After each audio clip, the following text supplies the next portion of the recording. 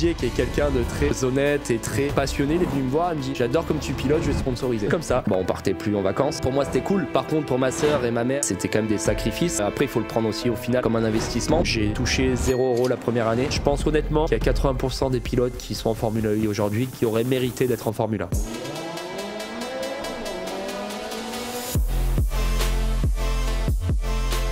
On est de retour avec monsieur Norman Nato. Ouais. Salut.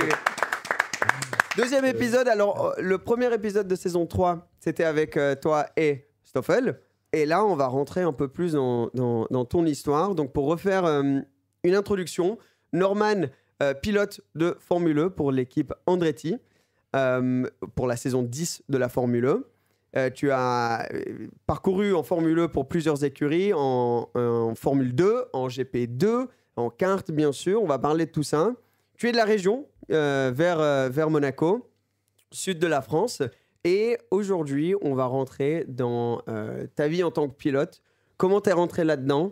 Qu'est-ce qui t'a amené à la Formule 1 aujourd'hui où tu en es? Voilà, ça fait une introduction. On sait de quoi on va parler aujourd'hui. Elle est vraiment pas mal. Ouais. Juste qu'il y a un poil. Ah ouais? Ouais, je sais pas pourquoi. Il t'entend, il est à côté. Hein. Ouais, c'est vrai. c'est vrai. Et aussi, juste un petit reminder au début de l'épisode, les gars. Vous le savez peut-être déjà, mais nous avons produit des t-shirts. Ça nous aide à financer le podcast et à mettre en place tout ça, les voyages, tout l'équipement qu'on a. Qu'est-ce que t'en penses, le design? T'aimes bien? Franchement, ils sont cool. Alors, je préfère le noir. Ouais. Parce que Non, le c'est- blanc, Là, il est pas repassé. Il a fait le jour de l'an avec. Ouais. C'est ça, exactement.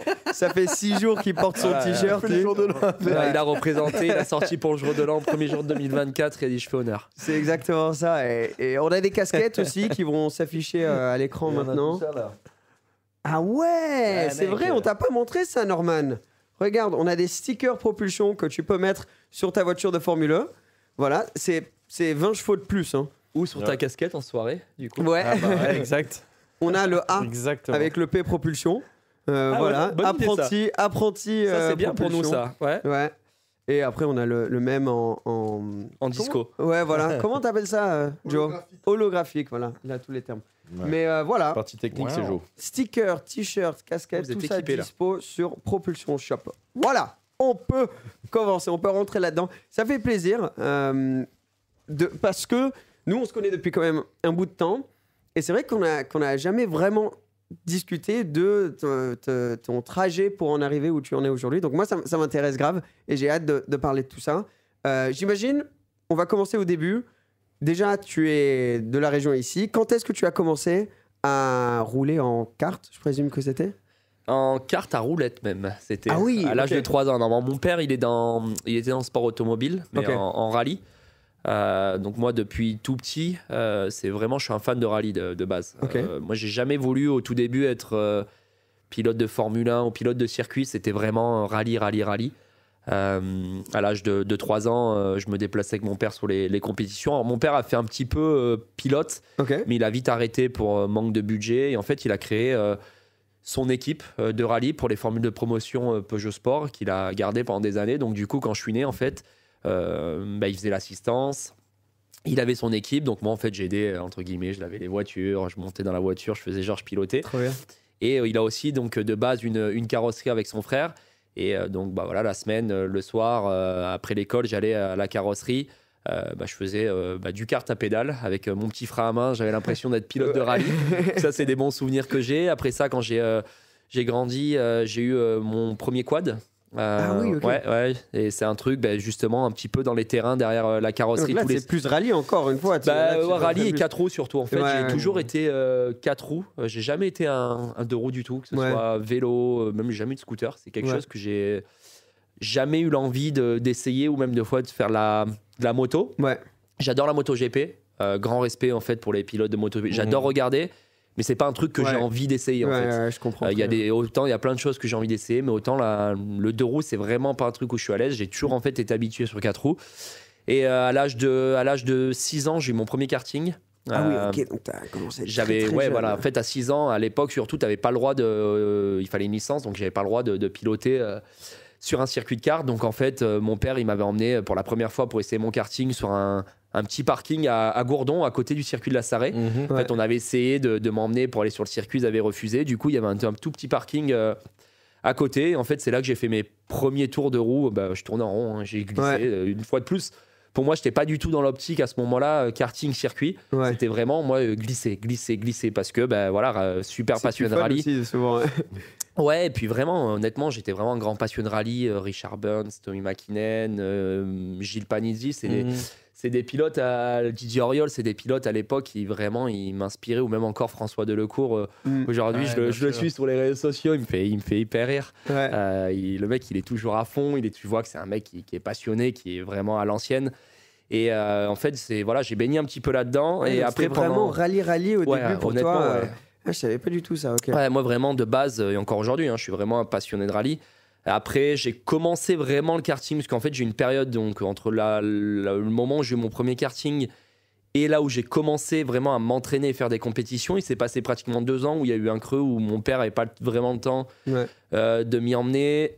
Honnêtement, je m'en souviens pas, mais je pense que je n'étais pas plus passionné que ça. Parce que voilà, le circuit, comme je dis, c'était pas un truc qui... Voilà, et puis t'as 6 ans, j'étais pas plus passionné que ça. Si on t'y amène pas, tu vas pas. Exactement, en fait, j'étais pas là. Je demandais à quad. À un moment, même mon père, il s'est demandé à. J'ai failli à un moment faire des compétitions de quad parce que par exemple, du quad, j'en faisais tous les jours. Et jusqu'au moment où là, j'ai eu mon premier kart de compétition, où j'ai commencé à faire des entraînements. Et en fait, le déclic, je pense que ça a été quand j'ai fait ma première course. Ou justement à Gourdon aussi, pour un peu l'histoire, où j'ai commencé sur le parking qui était juste à côté et j'ai fait ma première course à Gourdon où c'est mon père qui me faisait la mécanique et qui m'a emmené justement sur l'après-grille et où j'ai fait, je crois que je fais 3e, donc c'était plutôt un bon résultat. Et en fait, c'est là que j'ai accroché en fait à l'esprit compétition où je m'en souviens, c'était à la Bonne Franquette, on n'avait même pas de temps, on était posé sur le parking, un chariot, le kart dessus. Mais le fait en fait de me comparer à d'autres pilotes, c'est là en fait où j'ai accroché. Et depuis ce moment-là, en fait, après c'est parti. L'esprit compétitif est sorti à ce moment-là. Et je pense que c'est tellement naturel, comme tu dis, à la Bonne Franquette comme ça. C'est en plus en famille, ça doit être quand même des souvenirs exceptionnels. Et il y a beaucoup des pilotes qu'on connaît aujourd'hui qui ont aussi commencé justement au même circuit aussi, ou les circuits de la région. Et ensuite, donc tu fais une course et ça s'enchaîne très vite ou... Ouais, ça s'enchaîne assez vite dans le sens où mon père a pas mal abandonné son team de rallye justement en fait pour lui ayant pas mal de connaissances dans tout ce qui est mécanique et sport automobile. En fait, c'est lui qui s'est occupé de mon apprentissage en karting alors qu'il a jamais fait de pilotage circuit. Donc c'est ça qui est quand même assez... je trouve sympa dans l'histoire, c'est que c'est quand même lui qui m'a pratiquement éduqué beaucoup de choses sur le pilotage alors qu'il n'a jamais piloté, mais juste en s'inspirant un peu de ce que les autres papas ou les autres équipes faisaient, des autres pilotes avec plus d'expérience ou meilleurs que moi à ce moment-là faisaient, et aussi en s'entourant aussi des bonnes personnes. Il restait toujours là, mais après il y a eu des moments où il m'a placé dans une équipe, mais il a toujours été là, et en fait... ma première année, c'était vraiment apprentissage. Et ma deuxième année, donc en minime, donc là, j'avais 10 ans. Donc, je fais première année vice-champion de France. L'année d'après, je refais minime, je fais champion de France. Ah oui, ok. L'année d'après, je passe à la catégorie supérieure, je fais champion de France en cadet. Donc, en fait, tout ça, c'est un peu enchaîné assez rapidement. Là, j'ai commencé à être pris en charge. Parce que, niveau budget, au tout début, il faut savoir que karting, ça coûte énormément d'argent. Moi, la chance que j'ai eue, c'est que forcément, que mon père faisait tout. Donc, déjà, tu n'as pas une équipe à financer. Comme j'ai dit, le fait d'être en fait d'arriver au plus haut niveau en France, les constructeurs nous ont rapidement en fait donné le matériel, donc ça t'enlève déjà un gros poids. C'est aussi des sacrifices pour mes parents et pour ma sœur. On partait plus en vacances. Moi à la limite, je faisais du kart, donc je m'en rendais pas compte et pour moi c'était cool. Par contre pour ma sœur et ma mère, c'était quand même c'est sûr des sacrifices. Après, il faut le prendre aussi au final comme un investissement parce que voilà, quand tu vois l'histoire 20 ans après où on en est. Mais c'est vrai qu'à ce moment-là, tu penses pas à ça quand t'es gamin. Et le sacrifice de la famille, c'est quelque chose qu'on réalise pas beaucoup. Là, quand on voit les pilotes aujourd'hui, tu réalises très peu tout ce qui se passe derrière, famille, amis, écurie. Sponsor souvent parce que je suis sûr qu'on rentre après là-dedans dans plus tard en fait les années où tu commences à te rapprocher du plus haut niveau de karting vers les 13-14 ans et que bientôt il faut faire le switch entre guillemets pour aller en monoplace, où là c'est des budgets énormes. Et là tu commences à parler de sponsors, mais après avant ça a été tous des mercredis aller s'entraîner, pratiquement des week-ends. À côté de ça, j'ai toujours été un passionné de sport en général. J'ai fait un peu de foot, mais j'ai jamais trop accroché en club. J'ai fait 6 ou 7 ans de basket, ça c'est vraiment un truc où j'ai accroché. J'étais même en sport-études, c'est le truc qui m'a un peu sauvé pour aller jusqu'au bac et être aussi accepté, parce que le problème c'est que la scolarité en France avec le sport automobile, c'est pas très compatible. C'est pas quelque chose qui est un sport qui est très compris, dans le sens où il y a des compétitions, il y a des entraînements à faire qui sont à l'étranger. C'est pas un entraînement que tu fais tous les soirs après l'école, comme tu peux aller faire avec les autres sports, comme le tennis, le judo, le hand, le basket, qui sont connus par la scolarité en France, alors que le sport auto, pas du tout. Les gens, on pense que quand tu as 8 ans, ils comprennent pas que tu vas le week-end à l'autre bout de la France. Et puis que si tu veux y arriver et que tu veux être un des prochains espoirs pour la France, il faut s'entraîner, il faut aller faire des compétitions à l'étranger, il faut louper des jours de scolarité, ou du moins aussi être aidé, dans le sens où j'ai loupé le jeudi et vendredi, je reviens le lundi, parce que ça a toujours été des conditions pour ma mère. C'est tu loupes le jeudi et le vendredi. Par contre, on roulait toute la nuit dans le camion. Mon père était donc il y avait mon père, j'avais un mécanicien et moi j'avais une petite couchette dans le camion à l'arrière, donc je dormais à l'arrière du camion dès qu'on avait fini la course le dimanche soir. La condition, c'est qu'on soit rentré pour que le lundi matin je sois en cours. Mais le problème, c'est que ça a été alors déjà, j'aimais pas l'école premièrement. Par contre, mes parents, ma mère étaient toujours assez stricts pour que je me tienne bien et que je fasse au maximum. Donc j'ai essayé au moins d'avoir la moyenne. Je sais que c'est pas. Mais c'était c'était quand même dans les conditions. Sinon, c'était au tout début, surtout, il y a pas de karting. Donc tu te forces à faire le minimum malgré que j'aimais pas ça. Et c'était après chaque course. Mon père, avec l'autre personne, roulait toute la nuit pour que je sois le lundi matin à l'école. Moi, je dormais dans la petite couchette à l'arrière. Pendant des années, ça s'est passé comme ça. Mais ça a été l'école, ça a été vraiment compliqué pour moi et pour mes parents et ma mère surtout. Que là, pour le coup, c'est elle qui gérait les profs et le directeur, pour expliquer que je loupais tant de jours par an et que j'avais pas rattrapé les devoirs et que j'avais pas appelé mes petits camarades pendant le week-end pour essayer de comprendre les devoirs. Sauf que une fois de plus, comme je dis, il n'y a pas de compréhension. De dire honnêtement, quand tu es sur un circuit, t'avais la tête autre part, toi. T'as la tête autre part. Tu commences même en karting à 8h, tu finis le soir à 20h, 21h. T'es éclaté. Honnêtement, les devoirs à ce moment-là. Et t'as dit que même malgré tout ça, t'as réussi à obtenir ton bac? Et non, alors j'avais objectif de pouvoir l'obtenir. Pas pour un projet personnel, honnêtement. Honnêtement, moi, j'étais tellement sur ma planète de dire je veux être pilote. Et au tout début, c'était de rallye, mais du moment qu'après je suis passé en karting vers le bac, c'était plus pour mes parents et ma mère de dire ils seront plus sereins si je le passe. Voilà, donc je le faisais plus pour eux que pour moi, honnêtement. Donc j'ai dit allez, je vais jusqu'au bac, je passe mon bac, après j'arrête. Et en fait, il s'est passé que, comme j'ai dit, j'ai été pris très rapidement en charge par un constructeur en karting. C'est un peu ce qui m'a permis aussi d'être au plus haut niveau en kart, parce que sinon, au niveau budget, ça passait plus. Parce que là, tu commences à rester en France. Donc là, j'ai sauté quelques années, mais de passer de minime quand j'ai gagné mes premiers championnats, là, tu commences à courir dans le monde, faire des championnats d'Europe et championnats du monde. Donc là, tu pars à l'autre bout de l'Italie, tu pars en Allemagne, tu pars en Suède, en Finlande. Donc là, il y a un moment, là, les budgets, c'est plus les mêmes. Et puis là, en fait, ce que tu appelles être pilote usine, donc pour un constructeur. Et là, on te demande d'aller en Italie pour développer le matériel, parce qu'en fait, tu es pilote pour la marque, mais tu développes aussi le matériel pour Monsieur Tout-le-Monde. Et tout ça, en fait, c'est à quel âge, ça? Là, moi, j'ai été pris... Alors, quand j'étais en cadet, on me donnait le matériel, mais c'était toujours mon père qui s'occupait de moi. Donc là, j'avais 12-13 ans. Et à partir de 14 ans, j'étais vraiment pilote c'est fou, hein, tu officiel une marque à 14 ans, quoi. Comme un peu mais c'est le même système au final que la Formule 1. Tu cours pour un constructeur, on te prend en charge pour justement pour mettre cette marque en avant. Donc c'est un gros pas en avant dans ta carrière, honnêtement déjà. Mais ça demande aussi déjà des sacrifices, donc de louper pas mal de jours d'école, de voyager, d'avoir une vie qui est un peu moins banale que comme un joueur de basket qui va s'entraîner tous les jours, qui est tous les jours au final chez lui, il se déplace que les week-ends pour aller faire ses matchs.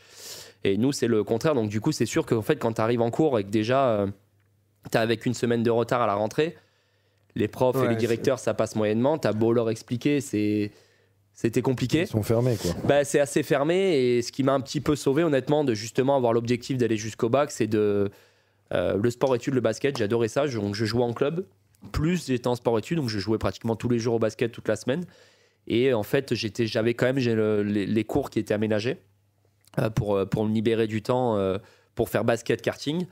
Mais par contre, voilà, mon année du bac, entre guillemets, j'ai loupé, si je dis pas de bêtises, j'ai loupé pratiquement 30 jours d'école, si c'est pas plus. Ouais. Et là, c'est pas passé, on m'a dit, on n'accepte plus. On veut bien, mais il y a une limite. Voilà, il y a une limite, alors qu'honnêtement, en termes de moyenne, c'était une de mes meilleures années. Donc, toi, t'étais genre, j'avais 13 de moyenne. Pour moi, c'était comme si j'étais premier de la classe. Ah, donc c'est juste par rapport au jour que t'as raté. Ok.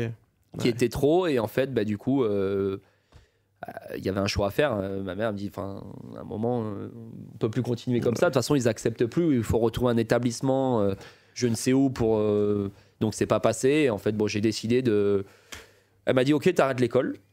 Oui. Donc, à un moment, les cours particuliers ou les cours à domicile qui sont posés, je me connais, c'était pas du tout pour moi.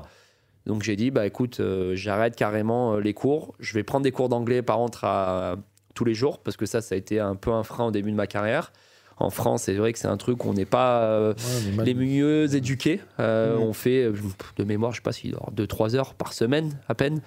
Donc, c'est clairement pas assez. Et c'est quelque chose, je pense qu'il faut que dans l'éducation, on améliore, surtout aujourd'hui, quand tu vois que dans n'importe quel métier ou même simplement pour voyager, tu es obligé de parler anglais. Ouais. Donc, je trouve que c'est clairement quelque chose pour moi dans l'éducation qu'il faut améliorer et qui m'a manqué au début de ma carrière, ou même je pense que je suis pas le seul sportif auquel il a fallu faire payer à côté des cours. Moi, c'était tous les matins, je prenais 3 heures de cours pendant un an. Ah oui, justement, parce que quand j'ai commencé en monoplace où tout se fait en anglais, même déjà à la fin du karting, j'étais dans une équipe italienne.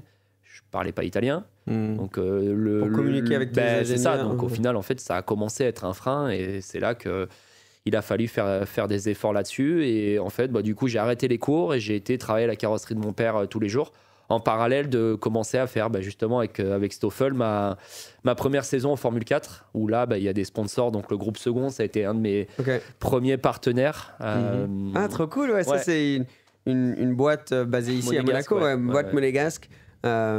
Qui sont aussi des passionnés automobiles et avec qui tu es resté très bon pote, non Exactement. En fait, pour faire court, mais pour vous expliquer l'histoire, pendant des années, donc, je me suis entraîné en karting à La Sarre, donc à Gourdon, qui est une des pistes où j'ai fait beaucoup de tours. Il y a eu aussi le circuit du Luc et le circuit de Brignoles où c'était le papa de Jules Bianchi qui tenait la piste.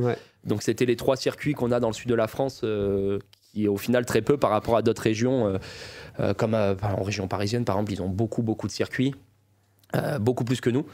Et nous, en fait, on a un petit peu limité. Donc, du coup, moi, mes 3 circuits où j'allais m'entraîner, c'était là-bas. C'est là-bas aussi que, du coup, j'ai rencontré Jules Bianchi, qui est devenu mon meilleur ami, parce que j'alternais entre Gourdon et Brignoles, surtout, le Luc, mais un peu moins, parce qu'à Gourdon et à Brignoles, il y avait des compétitions qui se passaient. Et en fait, c'est comme ça que j'ai connu Jules dans un premier temps, où on est devenu après meilleur ami pendant des années. Et j'ai rencontré aussi donc Sébastien Second, donc le fils de Didier Second, et qui est un des aujourd'hui des patrons du groupe Second, avec qui j'ai rencontré par hasard à Brignoles, sur le circuit de Brignoles. Il a emmené son fils pour faire du karting. Moi, cette journée-là, je m'entraînais en kart. Didier, qui a toujours été un passionné de sport automobile, qui a lui-même fait de la compétition, qui a aussi été sponsor de Franck Montagny à l'époque, quand Franck a été jusqu'à la Formule 1. Du coup, en fait, par hasard, sur cette journée-là, on s'est rencontrés, il m'a vu piloter. Didier, qui est quelqu'un de très honnête et très passionné, il est venu me voir, il me dit j'adore comme tu pilotes, je vais te sponsoriser. Et en fait, c'est comme ça. C'est parti comme ça. Après, mon papa, du coup, s'est occupé du fils de Didier, donc de Sébastien, en karting. Et ça a duré, en fait, pendant 5, 6, 7 ans même. Et Sébastien, c'est toujours un de mes meilleurs amis aujourd'hui. Donc, en fait, le groupe Second, ça a été un de mes premiers partenaires. Sébastien, je l'ai rencontré par hasard, c'est un de mes meilleurs amis aujourd'hui. Et Jules, je l'ai rencontré via cette piste de de Brignoles, et ça a été aussi un de mes meilleurs amis. Et bon, moi, Philippe, c'est toujours, voilà, c'est quelqu'un, on connaît l'histoire avec Jules, mais c'est quelqu'un qui, que j'ai connu pendant des années, que je vois encore aujourd'hui. Tom aussi, Bianchi, le petit frère de Jules, c'est quelqu'un aujourd'hui que je vois encore. Là, récemment, j'ai fait une course de 42 heures organisée au Paul Ricard par le père de Jules. C'est pour l'association de Exactement, Bianchi, pour l'association Jules Bianchi. Okay. C'est des courses qu'on adorait faire à l'époque avec Jules et plein d'autres amis. Philippe, donc le père de Jules, organisait des 24 heures, des 42 heures. Et c'est des courses qu'on faisait tous ensemble, entre potes. Et c'est pour ça que voilà, Philippe, pour l'association, c'est des choses qu'il a voulu refaire. Et Charles est venu aussi rouler. Donc voilà, c'est des courses que quand on peut y participer, qui matchent avec notre calendrier, en mémoire pour Jules et même en termes de plaisir, c'est des trucs qui nous rappellent des bons souvenirs. Donc voilà, et après c'est les années monoplace, tu repars à zéro en Formule 4. Donc j'ai commencé avec Stoffel et ainsi de suite jusqu'à... Il devait y avoir beaucoup d'autres pilotes qu'on connaît aujourd'hui. Il y avait Stoffel, mais tu étais dans cette génération-là qui est un peu... C'est la génération un peu d'avant de Charles et Russell, Norris. Tu as fait de la Formule Renault 1.6 pour commencer? J'ai fait Formule Renault, Formule 4, ça s'appelait à l'époque. Ouais, ça s'appelait Formule 4. Formule 4 déjà, à l'époque, ouais. Donc c'était la première année où ça s'appelait Formule 4. En fait. Donc c'était contre Stoffel. Donc Stoffel qui gagne, moi je fais deuxième au championnat. Après j'ai fait la Formule Renault 2.0 Eurocup. Pendant 2 ans. Après, j'ai fait la Formule Renault 3.5 où j'ai gagné. J'ai fait mon premier Monaco et j'ai gagné Monaco. Mon coéquipier à ce moment-là, c'était Carlos Sainz. Après, j'ai fait de la Formule 2. T'étais chez Dams, non? J'étais chez Dams à ce moment-là, Après, j'ai fait de la Formule 2. Et après Formule 2, j'ai fait le switch, donc endurance. Parce que voilà, Formule 2, je me bats l'année où je fais 4e au championnat. Je me bats contre Pierre Gasly, Antonio Giovinazzi et... j'ai gagné des courses, jusqu'au milieu de championnat, je suis en tête du championnat et malgré ça, on sait comme c'est compliqué et tous les facteurs qu'il faut pour aller en Formule 1. J'avais aussi l'âge où j'étais clairement en retard. Moi, jusqu'à 17 ans, j'étais encore en karting. C'est vrai que tu as fait une longue saison en karting. Voilà, en fait, le problème de budget, moi, j'avais l'équipe de France aussi, dans lequel j'ai passé énormément d'années, qui ont été un énorme support pour ma carrière. M'ont permis de faire le pas en monoplace, mais voilà, avant ça, j'ai pas eu l'opportunité d'avoir des assez gros sponsors jusqu'à temps que le groupe second arrive pour faire le pas justement en monoplace. Donc en fait, moi, clairement, quand j'ai fait le switch, gamin, rallye, circuit, circuit karting, pilote professionnel, être payé. Moi, dans ma tête, j'allais être pilote de karting professionnel et c'était ça ma carrière. Parce que mes parents, ça n'a jamais été du genre à me faire rêver ou à me vendre un truc. Au contraire, c'était toujours fais attention. Garde les pieds sur terre, voire un peu trop dans l'autre sens des fois par rapport en fait à peut-être d'autres pilotes ou d'autres familles où des fois tu as besoin en fait un minimum quand même de rêver. Et c'était non mais regarde, tu veux être pilote de kart professionnel, tu seras payé, c'est déjà très bien. C'est déjà très bien. T'as arrêté l'école, t'as pas de brevet, t'as pas de bac, t'as rien. C'est déjà très bien. Et en fait, il y a toujours eu le petit plus qui fait que j'en suis où j'en suis arrivé aujourd'hui. Et c'est pour ça que la F1 pour moi, ça a jamais été. Je me suis permis de rêver, mais j'y ai jamais vraiment cru dans le sens où voilà, je l'ai vécu quand même pas mal avec Jules, où j'ai vu le talent qu'il avait. Quand tu as Nicolas Todt derrière toi, que tu es dans la filière Ferrari, juste avant qu'il ait son accident, il avait quand même il avait plus de contrat en Formule 1. Il venait de scorer des points avec une Marussia. Il explosait son coéquipier. Enfin, clairement, c'était un des meilleurs pilotes du plateau. Il avait une voiture qui roulait 3 secondes moins vite presque que la première voiture. Et malgré la politique, l'argent, tout ce qui va, un des meilleurs managers derrière lui, il n'avait pas de baquet en Formule 1 pour l'année d'après. Donc... quand tu te retrouves, moi j'étais loin de tout ça. J'ai des personnes, comme j'ai dit, qui m'ont aidé, qui ont financé ma carrière. Voilà, on a fait comme on a pu. Comme j'ai dit, j'étais déjà en retard avec l'âge. Verstappen, il arrive quoi, 17 ans en Formule 1 ?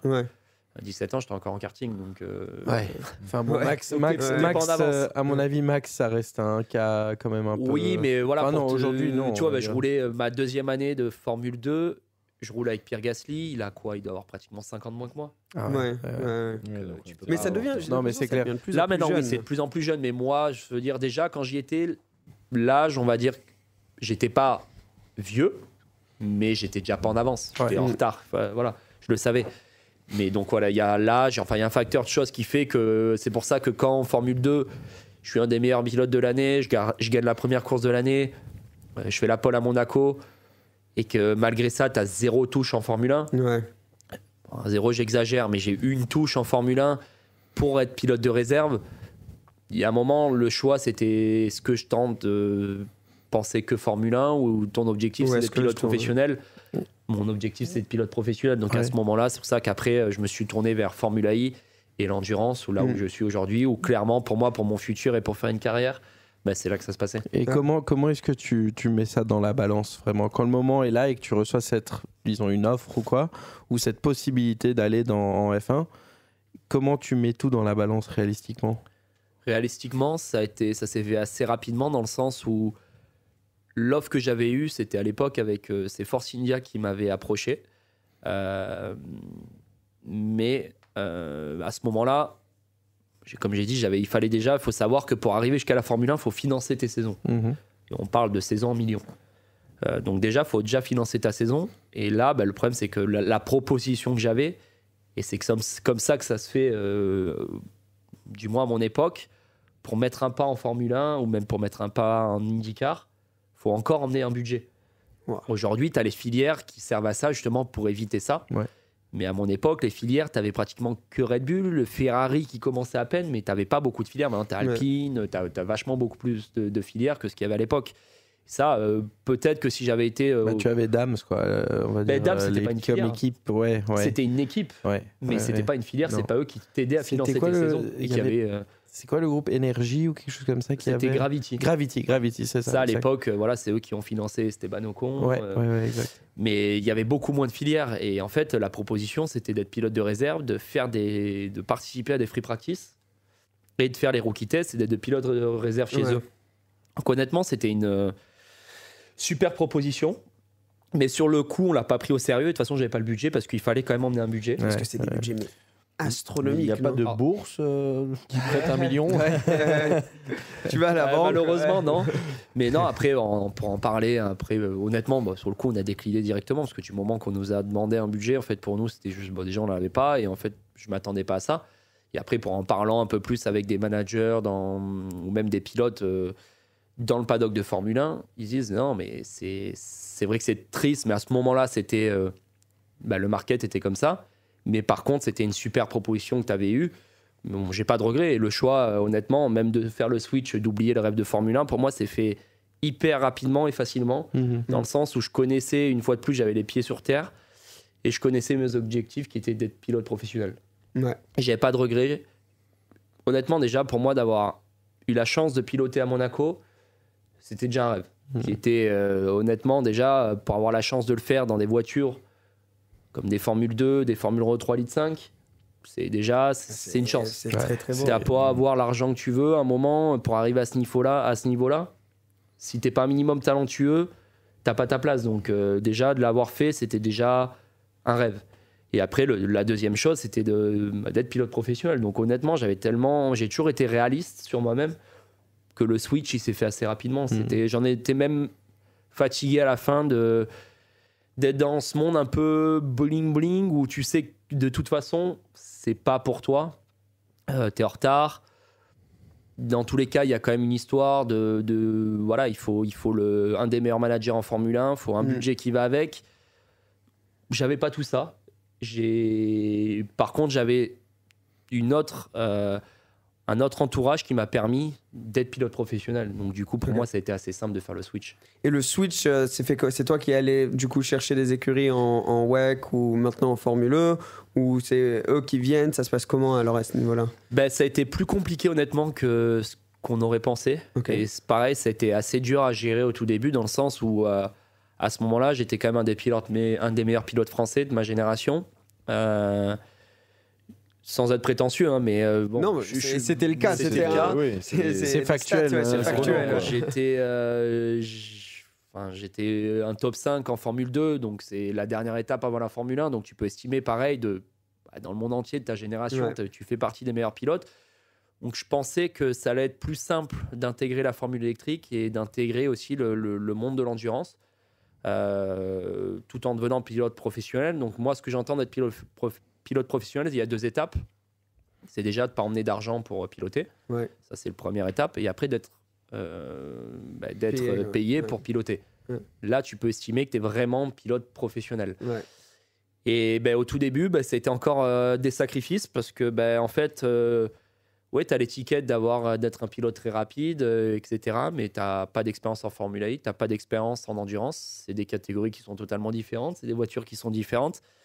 Donc, il faut repartir un peu à zéro. Et une fois de plus, tu n'as pas une filière qui est derrière toi. Et... Ouais. Donc, c'est compliqué d'aller trouver les baquets. De démarcher. Donc là, pour répondre à ta question, c'est à toi de démarcher. Ouais. Au début, tu te rends compte que tu vas devoir faire encore des sacrifices. Donc du coup, ça a été des saisons au début. Donc avec Venturi, c'est la première équipe que j'ai intégrée en tant que pilote réserviste. J'ai touché 0 € la première année. La condition, moi, pour être d'accepter, c'était de faire tout le simulateur gratuit, de me déplacer sur des courses.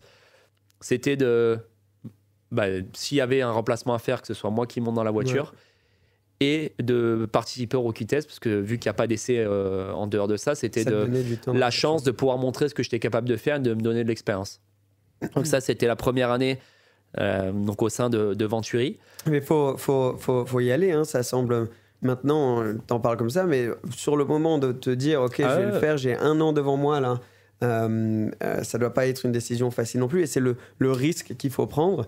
Et t'espères qu'un jour, voilà, ils vont pouvoir voir ton potentiel et au moins tu t'aurais donné l'opportunité de le montrer, quoi. Mais exactement, c'est une fois de plus. Après, c'est un choix. Est-ce que tu as envie de le faire? Est-ce que tu as la motivation aussi de le faire pour gratuitement? Parce que là, on parle déjà, je commence à avoir 25 ans pratiquement, 26 ans. Il faut commencer quand même un minimum à gagner ta vie à ce moment-là. Parce que, bon. Et puis l'endurance, l'autre côté, où tu repars de zéro, il faut refaire tes preuves. Donc là, pareil, j'intègre une équipe où on n'a pas de budget à emmener. Tu as le droit d'emmener des sponsors, donc tu te payes avec ça. Mais par contre, à ce moment-là, tu n'es pas payé. C'est d'abord fait tes preuves et après. Donc il y a aussi participé aux 24 heures du Mans, qui ça a été une étape super importante dans ma carrière. Ouais. Donc en fait, tout ça, tu as l'impression de repartir un peu au début. Ça fait un peu peur, ce que tu dis. Une fois de plus, il ne faut pas se louper. Ouais. Parce que tu dis, si ça ne se passe pas bien, tu sais pas ce qui. Enfin, après ça, clairement, mon objectif pour moi, il était tracé. C'était Formule I et endurance. Parce qu'à ce moment-là, c'était quand tu recommences à zéro, c'était pas en fait si clair. Ouais. Ça paraissait un peu plus simple sur le papier et au final, c'était pas si simple. Et après, j'ai fait comme j'ai toujours fait. J'ai travaillé. Je suis resté naturel. Je pense que c'est une de mes forces. Ça a été aussi peut-être une de mes faiblesses, je dirais, à des moments dans ma carrière, d'être un peu trop honnête, trop simple dans le sens où être trop pas assez égoïste. Des fois, il faut survendre peut-être un peu ou... Ouais, il faut survendre. C'est quelque chose où, honnêtement, c'est pas mon point fort. Je suis... T'es plutôt modeste, on dirait. Je suis pas bon pour me vendre, tout simplement. Après, modeste, je sais humble, pas. On va dire, dans mais ce du moins, je sais d'où je viens, je connais mes qualités, je connais mes défauts. Et clairement, me vendre, ça a été un truc où ça m'a desservi à des moments. C'est pas un truc où je suis très fort pour ça. Ça doit peut-être venir aussi du côté de tes parents qui te disaient tout le temps c'est aussi une éducation, qui était très réaliste peut-être dans la situation et pour te garder les pieds sur terre, ça a dû avoir un effet sur toi. Ah oui, moi mes parents m'ont jamais dit, ou même mon père, j'avais beau gagner pratiquement, il y a des fois où j'enchaînais 3-4 courses à gagner. Ouais. Il m'a jamais eu un t'es le plus beau, t'es le plus fort. Hein. C'est à la fin du championnat, oui, c'est sûr, quand tu gagnes le championnat, forcément que tu célèbres. Mais j'ai jamais eu le truc quand je suis arrivé en voiture à dire non, mais de toute façon, t'es le meilleur, fais ce que tu sais faire, tu vas tous les tuer. Non, ça c'est jamais arrivé. Et même, je m'en rappelle, et ça, je m'en rappellerai toujours, c'était un moment, quand mon père il entendait les budgets en monoplace, c'était après la Formule 2 litres. Pareil, je fais top 3 en Eurocup derrière Sainz et Kvyat de mémoire. C'était, de toute façon, on rêve pas. La 3.5, on parle des budgets, pratiquement la saison, c'était, je sais plus, peut-être 1 million d'euros qu'il fallait financer. Ils rêvent pas. Ce que tu as fait déjà jusqu'à maintenant, c'est très très bien. Enfin là, on parle d'un truc qui est inaccessible pour nous. Voilà, et c'est inaccessible pour nous. Et même, je me rappelle, quand j'avais signé en 3,5 litres, c'était un peu un choc pour lui parce que le premier truc qu'il a pensé, c'est tu vas courir à Monaco. Qui est pour des parents, surtout, voilà, je suis originaire du sud de la France, qui est quand même un rêve. Donc, voilà, je sais d'où je viens et c'est sûr que le fait d'être un petit peu trop, pas assez égoïste à des moments. Je pense que ça m'a coûté dans ma carrière le fait d'être pas assez pensé à moi aussi et trop. Je suis quelqu'un de très gentil. Je marche beaucoup aussi à la confiance. C'est des fois aussi des choses où j'ai dû à des moments être capable d'être dans un environnement qui m'allait pas forcément, mais de faire avec. Voilà. Parce que dans ce monde-là, c'est quand même un monde de requins quand même. Là, ils sont tous. C'est exactement ça. Il faut être. C'est marche ou grève ou sinon t'es vite dehors. C'est exactement ça. C'est ça, peu importe les catégories, je pense. Il n'y a pas de cadeau et en plus de ça, il y a le côté mental qui est super important. T'as énormément de pression parce qu'après il faut pas se blesser parce que c'est pas comme notre sport où nous tu te blesses, tu loupes 2-3 courses, ton championnat il est mort et puis on met quelqu'un d'autre dans la voiture, il marche mieux que toi et t'es dehors. Donc nous t'as pas le droit de te blesser. Faut une des meilleures voitures, faut un des meilleurs ingénieurs, faut l'aspect réussite parce que tu peux le tourner dans tous les sens, mais il y a des fois tu fais tout pareil et il y a tout qui marche bien et des fois il y a rien qui marche. Donc ça, des fois quand ça veut, il y a des périodes comme ça dans ta carrière, dans la vie, je pense aussi de tous les jours, qu'il faut accepter. Et non, j'ai eu des moments très très compliqués honnêtement dans ma carrière où j'ai cru que j'allais pas y arriver, que je savais que j'avais le talent pour le faire mais qu'il manquait 2-3 petits trucs et que c'était compliqué. Et en fait, voilà, ma force c'est de jamais rien lâcher. Honnêtement, ça par contre c'est un des trucs que mes parents m'ont éduqué, de jamais rien lâcher, et je suis aussi, que je pense, une de mes forces, conscient de la chance que j'ai de faire ce que je fais, du talent que j'ai aussi, parce que c'est aussi quand même, ça vient, je pense, naturellement, et puis le travail. Simplement le travail. Tu cumules tout ça et quand même, ça t'amène aujourd'hui en Formule 1. Je pense qu'on réalise pas, quand on est en dehors un peu du monde du sport auto, à quel point pour les pilotes, la Formule 1, c'est une consécration et le niveau qu'il y a. Des écuries, le financement qu'il y a derrière, etc. Mais des pilotes, c'est exceptionnel. Enfin, voilà, il y a la Formule 1 et la Formule E, quoi. C'est les deux catégories aujourd'hui où tu as les meilleurs pilotes du monde, quoi. Pour toi, ensuite, tu fais cette saison en tant que pilote réserve pour Venturi. Et éventuellement, tu as l'appel. Enfin, ça se passe comment le jour où tu réalises « Ah, c'est bon. Enfin, là, j'arrive à ce rêve d'être maintenant pilote professionnel. » Ouais, déjà, je pense à un bon point, c'est que il y en a beaucoup qui sous-estiment la Formule I. Et comme tu l'as dit, honnêtement, en termes de pilotage, niveau, le nombre de constructeurs que tu as sur la grille, on parle quand même d'avoir Porsche, tu as Nissan, tu as Jaguar, tu as le groupe DS, enfin le groupe Stellantis, McLaren, t'as McLaren et j'en oublie. Ça prouve quand même la puissance qu'il y a quand même quand tu commences à avoir des constructeurs comme ça.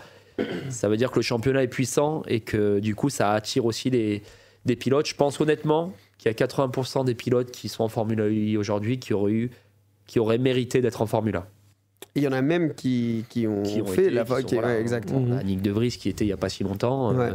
Mais Stoffel, Giovinazzi, voilà, c'est Buemi qui est aussi un des pilotes qui a gagné, je sais pas combien de fois, les 24 heures du Mans. Enfin, il y a un niveau, honnêtement, pour moi, c'est là où j'ai couru avec le plus de niveau. C'est simple, il n'y a pas un pilote qui est mauvais. Il y a des autres catégories où mauvais, j'exagère, mais qui n'est pas au niveau, on va dire. Là, il n'y a que des bons pilotes. Ça joue au détail, ça joue à la voiture, ça joue à un peu aussi les transferts. Mais honnêtement, le niveau qu'il y a, tu es sans cesse obligé de te surpasser. Et depuis que je fais de la Formule I, je suis devenu j'ai passé un cap en tant que pilote. J'ai découvert des choses de moi que je ne connaissais pas avant, parce que j'ai dépassé des limites que je n'avais pas encore dépassées grâce à la Formule I. Et pour ça, honnêtement, en termes de niveau, et à tout niveau, mentalement, compréhension de la voiture, techniquement aussi, parce qu'il faut tout comprendre. C'est pas juste conduire. Là, tu as tellement de chiffres, de paramètres à toi intégrer stratégiquement. En fait, il faut être bon partout. Et honnêtement, quand tu... être un pilote complet.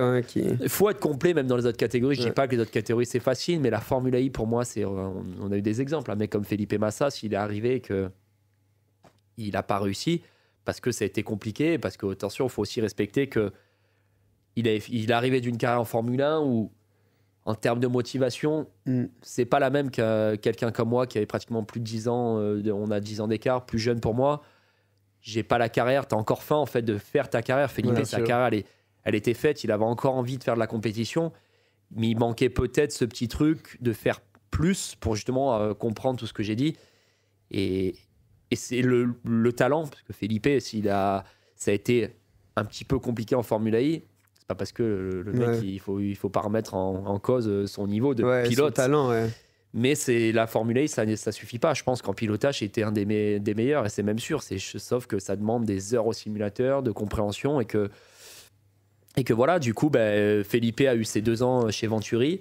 Moi, la première année, comme je l'ai dit, j'ai travaillé gratuitement. J'ai fait plus de 40 jours de simulateur gratuitement, juste pour obtenir une journée dans la voiture au rookie test et avoir peut-être la chance de remplacer un pilote à un moment s'il y en a un qui se blessait. La deuxième année, j'ai accepté de... On est en train d'en perdre un. Il est en train de mourir là-bas. C'est l'émotion, ça. Ouais. Je suis trop touchant. Il est à fond dans l'histoire, là. Et la deuxième année, donc je reste chez Venturi, repilote de réserve, les mêmes conditions. Sauf que là, bon, à un moment, je pouvais plus non plus me permettre de travailler gratuitement. Donc, et puis, voilà, j'ai montré une première année les sacrifices que j'ai fait la première année en travaillant gratuitement, en faisant des heures, en le faisant très sérieusement. Justement, la deuxième année, donc j'obtenais un salaire, je montais dans la voiture et j'avais toujours en tête, moi, cet espoir, c'était ma meilleure chance de rentrer en Formule I. Et voilà, ça a payé. Felipe, à un moment, a décidé d'arrêter la Formule I. Ils se sont mis d'accord avec Venturi justement pour partir en bonne relation. Et là, voilà, il y avait des options sur la table. Je crois même à un moment, de mémoire, je ne sais même pas s'il n'y avait pas un mec comme Romain Grosjean. Ah oui, ok. Donc, à ce moment-là, c'était... t'es jamais serein jusqu'à temps que ton contrat est signé. Honnêtement, tu peux le tourner dans tous les sens. Quand tu es en négociation, dans tout, hein. Tant que t'as pas signé en bas de la page, il peut tout arriver.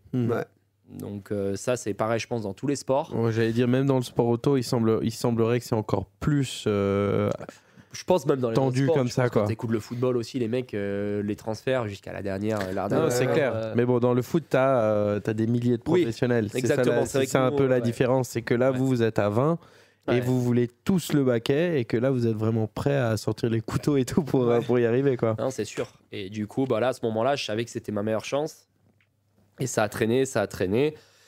Jusqu'au moment où j'ai enfin signé. Et là, ça a été un soulagement. Ouais, tu m'étonnes ce moment. Et aussi, même pour toi, envers tes amis, ta famille et tout, de pouvoir être là en mode c'est bon. Enfin, vous avez cru en premier. Ouais, qui est-ce que tu as appelé en premier?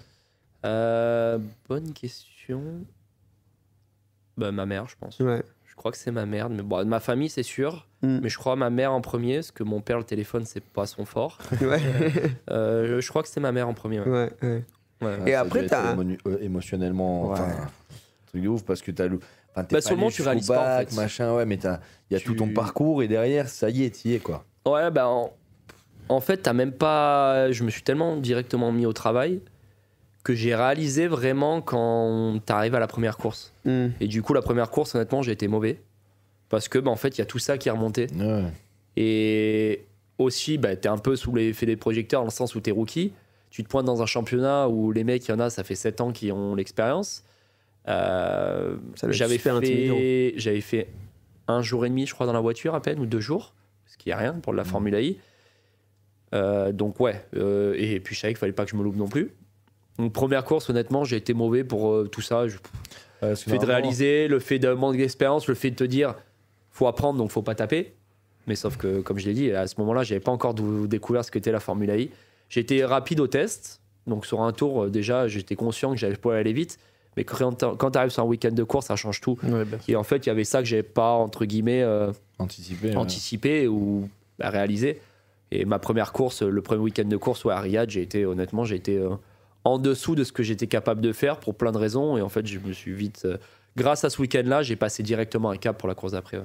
Parce que quand tu mets ton casque, tu te dis ça y est, maintenant je suis en course, sauf que là tu l'as mis, tu te dis mais qu'est-ce que je fous là, tu vois, limite. Non, mais là j'y suis en fait. C'est bien beau, aller, les photos avant, dans les médias, tout le monde qui te félicite.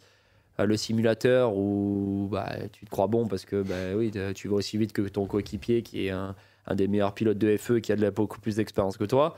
Que là, tu arrives, tu es en ville, faut pas taper, il y a des points, bah, ça y est, ouais, tu es pilote professionnel, tu es payé pour faire ça, donc on compte sur toi. Ouais. L'équipe compte sur toi pour scorer des points aussi pour le constructeur.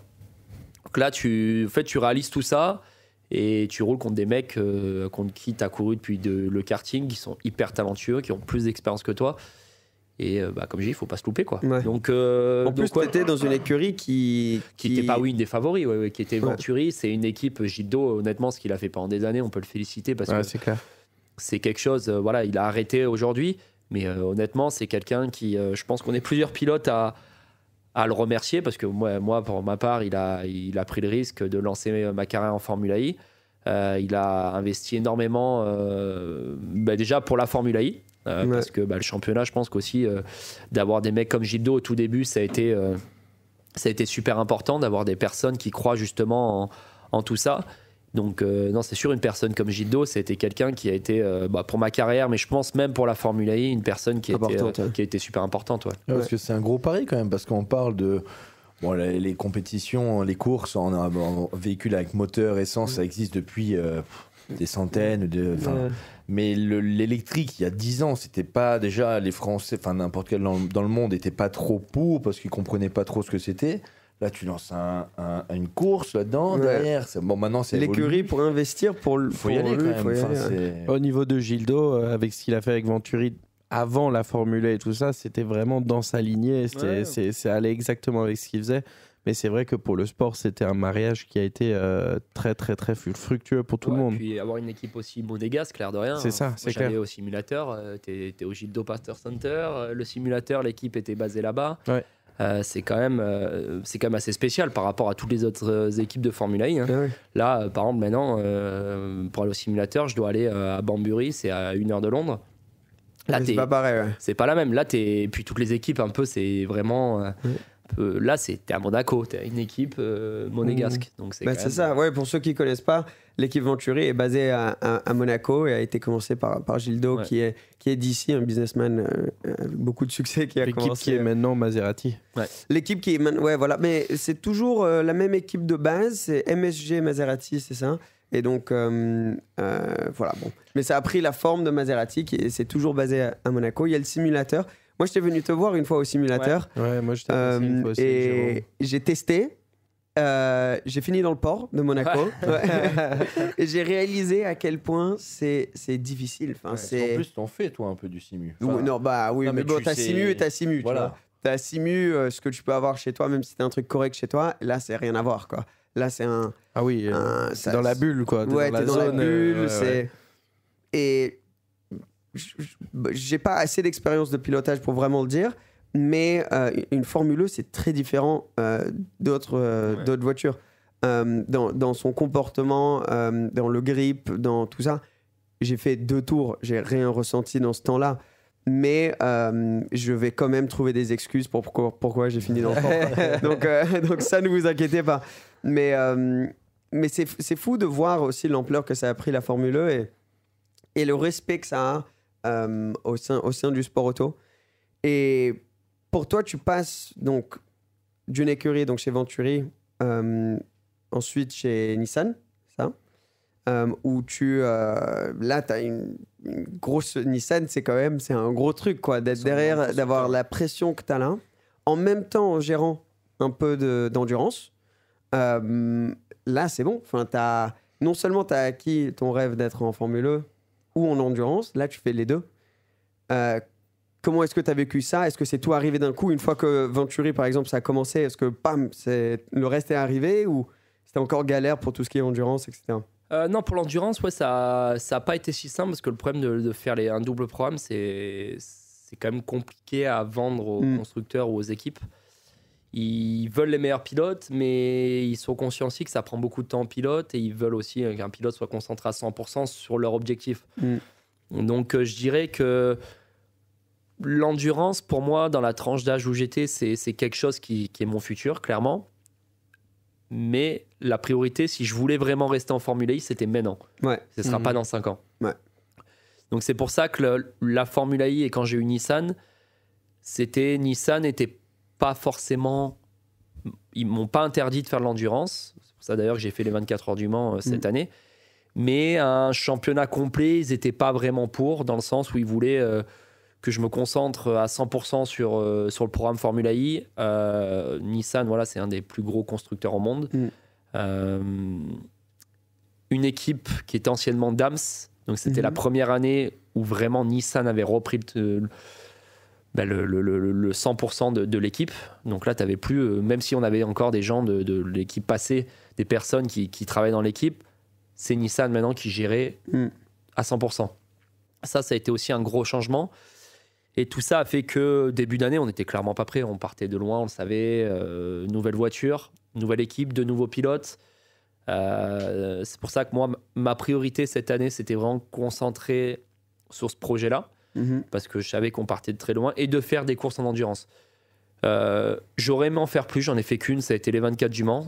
Si tu t'en fais qu'une, c'est l'affaire quoi. Ah, c'est celle-là à faire, si on a qu'une à faire, c'est celle-là. Mais après, en tant que, comme j'ai dit, voilà, pour mes objectifs pour le futur, et même pour en tant que être à 100% de mes capacités, pour moi, plus tu fais des courses, sans partir dans l'excès, ne pas faire 40 courses dans l'année, mais plus tu fais des courses à haut niveau et dans de bonnes conditions, dans des bonnes équipes, plus tu seras performant en tant que pilote, parce que voilà, le meilleur entraînement, c'est faire la course. Bah, en fait, c'est que le stress des qualifs, le stress de la course, de ne pas faire d'erreur, tout ça, en fait, tu le travailles seulement quand tu es en week-end de course. Donc, en fait, c'est pour ça que là, par exemple, j'ai pas fait de course depuis fin juillet, depuis ma dernière course de Formule 1.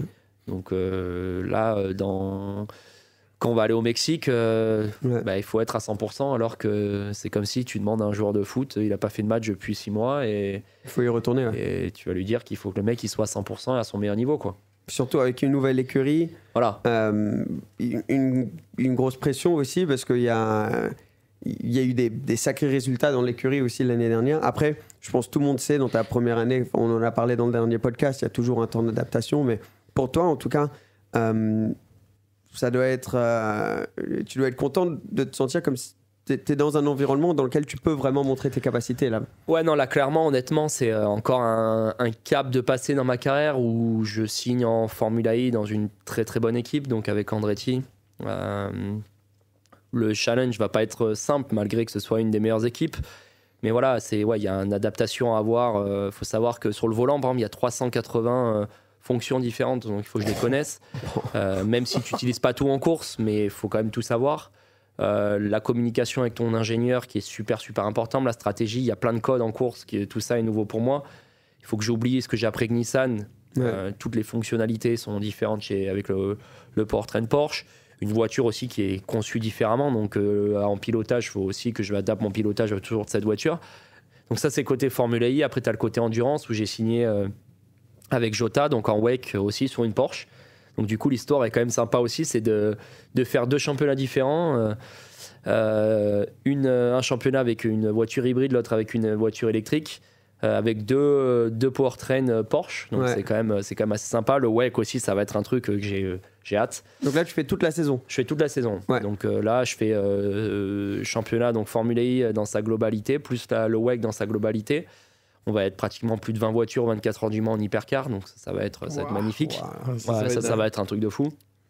Donc non, là c'est une saison 2024 qui va être bien remplie. L'ascension est belle à entendre. Quoi. De chaque step, ça n'a pas été le plus facile, tu vois, mais tu t'es battu, tu t'es prouvé. En fait, quand tu as eu l'occasion de les donner, et tu vois que maintenant, être en hypercar, faire la full saison de WEC et être chez Andretti en Formule 1, c'est... La persévérance, ça. Ouais, mais je pense que c'est une preuve pour les personnes qui écoutent, une preuve de la persévérance, c'est top à voir, quoi. Ouais, mais après, je pense que c'est comme ça dans tous les sports aussi. Mais après, honnêtement, il y a quand même aussi l'aspect à des moments réussite ou, comme je disais, quand les planètes s'alignent. Ouais. Parce qu'il y a des fois, t'as beau tout bien faire, ça veut pas. Et ça, j'en suis conscient aussi. Honnêtement, il y a d'autres pilotes qui n'ont pas la chance que j'ai moi aujourd'hui et que je respecte en tant que pilote, parce que je sais qu'ils sont rapides, qu'ils travaillent, qu'ils font ce qu'il faut et que malgré ça, ils n'ont pas les contrats que j'ai aujourd'hui. Donc, c'est pour ça que tu peux toujours avoir mieux, c'est ce que je dis tout le temps. Et ça peut être pire. Donc c'est pour ça que oui, je suis pas non plus en avance entre guillemets. Ce que j'ai là, j'estime que j'aurais pu être capable de l'avoir déjà il y a quelques années. Mais ça s'est pas fait, mais c'est très bien que ça se fasse aujourd'hui. Mais des fois, justement, c'est très bien parce que là, tu as plus maintenant cette expérience et c'est pas tout d'un coup, etc. Ben, pour Venturi, par exemple, le fait que tu aies pu avoir ces années en simu. Est-ce que toi, il y a des. Parce que tu as roulé avec tellement de pilotes. Donc, tu as un point de vue quand même unique dans le sport auto et des pilotes. Est-ce qu'il y a 1, 2, 3, plusieurs pilotes avec qui tu as roulé où tu t'es vraiment dit waouh, ok, là, il y a quelque chose d'assez exceptionnel? Ouais.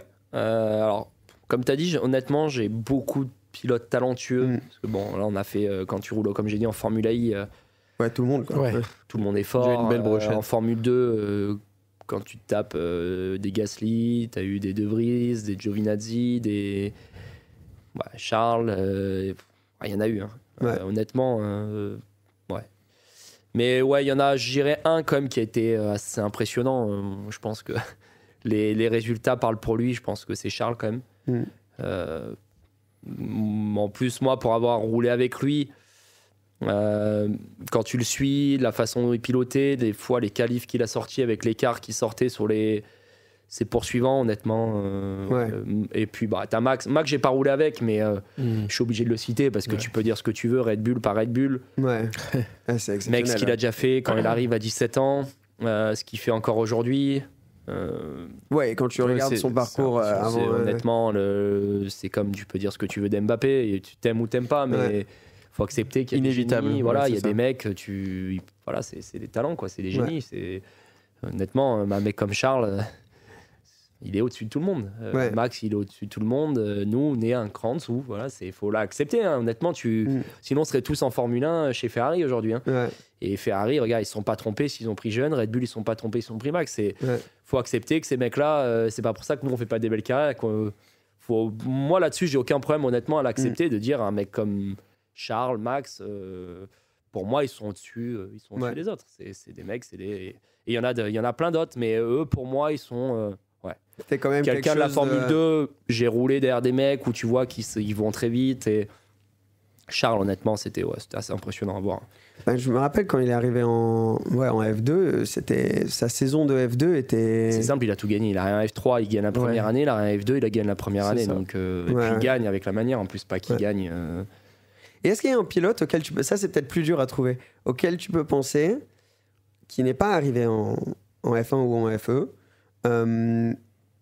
où tu te dis vraiment en mode, wow, là c'était vraiment un... Ça c'est compliqué parce que... C'est compliqué parce qu'il y en a plein. Ouais, c'est sûr. Honnêtement, elle est plus dure à répondre. L'autre question, pour moi, elle était facile. Ouais. Celle-là, honnêtement, j'ai plein de noms en tête. Qui roulent en... Ouais. Que ce soit même en endurance. Aujourd'hui, honnêtement, l'endurance, c'est une catégorie qui est remontée en flèche. Quand tu commences à avoir 20 voitures sur la grille en hypercar, ça commence à avoir... Là, le plateau, en termes de constructeurs et de pilotes, ça commence à être très, très costaud aussi. Mais non, honnêtement, là, pour le coup, il y en a plein. Il n'y en a pas... Après, c'est un sport qui est cruel dans le sens où, comme j'ai dit, il faut la réussite, il faut avoir la bonne voiture au bon moment, les bons managers capables d'avoir le financement au début de ta carrière. Tu sois bon accessoirement aussi, quand même, ça peut aider. Ouais, et tout ce qui va autour, oui, c'est vrai. Tout ce qui va autour, faut... il y a aussi même... Plein de facteurs. Est-ce que les écuries, ils prennent en compte, par exemple... comment tu représentes la marque, bien sûr, ça oui, mais au niveau du marketing, tout ça, est-ce que ça joue quand même un rôle aussi, tu penses? Je dirais moins aujourd'hui. Ouais. Après, ça va être le plus en plus, je pense que avec les réseaux sociaux et tout ce qui va autour, il y a de plus en plus de sponsors qui s'intéressent au sport auto. Donc, je pense que oui, ça va être de plus en plus important, mais aujourd'hui, non, on va pas dire que c'est ça l'aspect numéro 1. Non. Mais ça aide de pouvoir parler plusieurs langues. Parce qu'on voit avec des sponsors, si quelqu'un vient... Et allemand, disons, c'est un énorme marché avec plein de grosses marques. Ils vont peut-être trouver des sponsors plus facilement que quelqu'un qui vient d'un pays où il y a moins de grosses sociétés comme ça. Donc ça peut compter aussi. Ça, c'est l'histoire des pilotes de tout petits pays, on va dire. C'est toujours comme ça. T'as plus dur à trouver des sponsors, on va dire, que de gens qui peuvent venir d'un pays qui a beaucoup plus de moyens et de Parce que tu regardes le marché, tu vois... C'est clair. Un pilote un français ou italien, etc., une marque va regarder ça et se dire wow, c'est un gros marché, on va pouvoir faire du marketing avec, etc. Moi, je voulais te demander une question par rapport à, disons, l'adaptation des pilotes aujourd'hui. Tu as un gars, je parle de la F1 comme de la FE, mais tu vois, en F1, il y a eu beaucoup de changements de voitures, on va dire, récemment. Et tu as certains qui ont réussi à s'ajuster et d'autres qui n'ont pas du tout réussi à s'ajuster. On voit plutôt que les jeunes, ce sont que ceux qui se sont adaptés le plus rapidement, mais d'un coup et d'un autre, tu as Fernando Alonso derrière qui on ne sait pas pourquoi ou comment, mais il explose tout. Tu regardes un Massa qui est venu en Formule E. Massa en F1, c'était quand même un pilote qui a eu beaucoup de médailles, qui a gagné beaucoup de choses. En FE, c'était pas vraiment ça. Donc comment est-ce que l'adaptation, tu penses, elle se fait, enfin, je veux dire même pour toi, hein, tu es dans une tranche d'âge, on va dire aujourd'hui assez moyenne. Est-ce que tu vois que l'adaptation, même aux nouvelles versions de la voiture qui sortent à chaque fois, ça devient de plus en plus difficile ou plutôt non, toi tu es plus une éponge, tu arrives à t'adapter? Je veux dire, tu le vois comment ça? Je pense qu'il y a l'aspect aussi, justement aujourd'hui on commence à avoir de plus en plus de technologies qu'on découvre. Donc il suffit plus de piloter seulement, j'ai envie de dire. Aujourd'hui ça va beaucoup plus loin que ça et c'est pour ça aussi peut-être que les jeunes arrivent aussi à s'adapter plus facilement. Ouais, bah, tu regardes aujourd'hui, un gamin de 10 ans, il s'est servi d'un iPad, ou même plus jeune que ça, ou d'un iPhone. Tu donnes à une personne de 40 ou 50 ans, va moins bien s'en servir. Donc je pense qu'il y a un peu de ça. Après, il y a aussi le naturel, la compréhension aussi de la technique. Moi, c'est un truc que j'adore dans ce job-là. Pilotage pur. J'arrive à un stade où tu as tellement piloté que ça me suffit pas. Tu me donnes une voiture, tu me dis fais des ronds. Au bout de 5 tours, je vais m'arrêter. Je vais dire bon, vas-y, fais-toi. Moi, je me fais plus plaisir. C'est pas un truc que je recherche. Moi, ce qui me recherche vraiment, c'est la performance, le développement et la compréhension de regarder des courbes et d'améliorer en fait. Moi, c'est ça que j'adore dans mon job. Et ça a toujours été quand même ça. Je suis un passionné de comprendre et quand même de technique. Alors, je suis pas un technicien. Je suis pas le mec qui va te sortir le truc le plus smart du monde en stratégie et tout ça. Par contre, j'ai un super bon ressenti et je suis plutôt assez bon pour développer.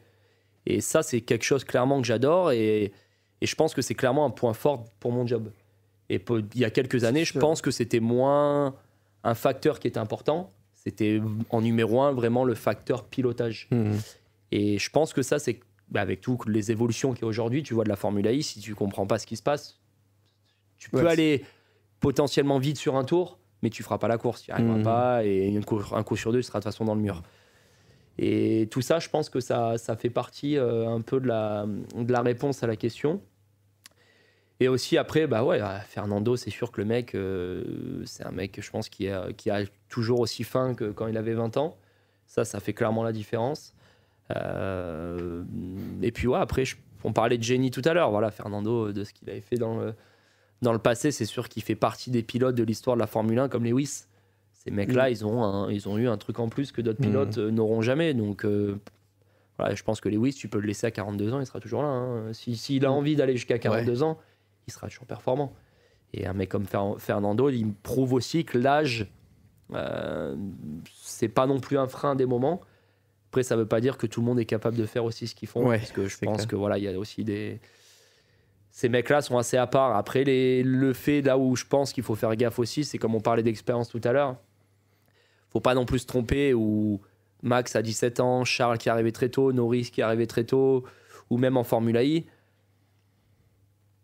On parle de génie là. De l'expérience à un moment quand tu es un pilote de très haut niveau, mais que tu n'es pas un génie, l'expérience à un moment ça se remplace pas. Et ça, pour moi, c'est quand même le truc où je pense que beaucoup aujourd'hui de parents, peut-être même les filières, veulent brûler un peu les étapes parce qu'ils veulent arriver le plus rapidement possible au plus haut niveau.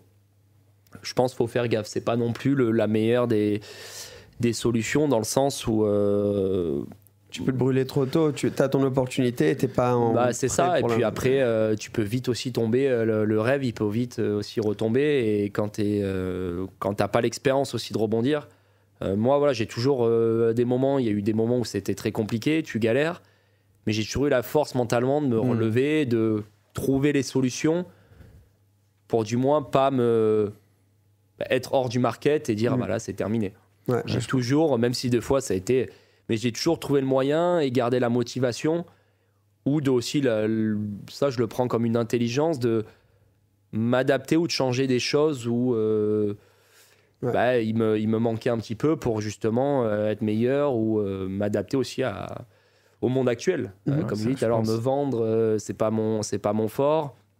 Il y a plein de choses où j'ai dû faire différemment et j'essaye de faire différemment et ça va au contraire de mon naturel et honnêtement j'aime pas ça parce que je suis quelqu'un, j'aime bien être assez je suis droit, honnête et je suis pas du genre à si j'ai un truc à dire je vais le dire. Ouais. Et il y a des choses où je suis obligé de me forcer parce que si ça fait partie du boulot aussi et c'est comme ça, mais tout en essayant de garder un aspect quand même moi-même.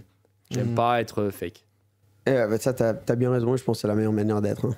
Mais est-ce que toi, le côté danger du sport auto et le côté, voilà, t'es haute vitesse en Formule I, t'es à quelques centimètres, voire ça touche quand même beaucoup.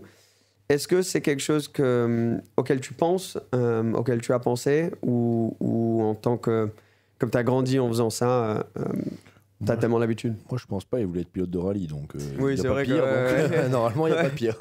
C'est vrai. Allumé dès l'enfance. C'est un truc, on est conscient du danger, tous les pilotes. C'est un truc auquel on essaye de penser le moins possible. Et que tu penses beaucoup moins quand tu es jeune que quand tu arrives vers la trentaine, ça c'est sûr.